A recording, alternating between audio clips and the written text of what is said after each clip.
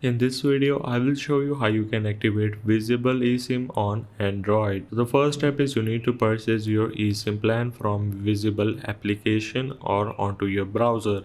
Once you have purchased your particular plan, you will going to receive a QR code.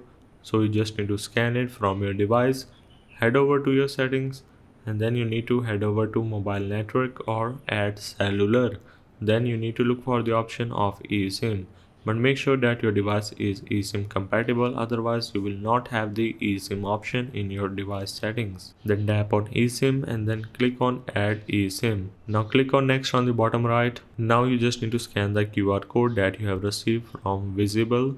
After scanning the QR code, you just need to click on download, and it might take few minutes, so make sure to be patient. Once your eSIM is successfully downloaded, go back to your eSIMs and you will going to see visible eSIM. So then click on three dots and then click on enable. On different devices like Samsung or Google Pixel, you might need to toggle the option on. So this is the way of how you can activate visible eSIM on Android.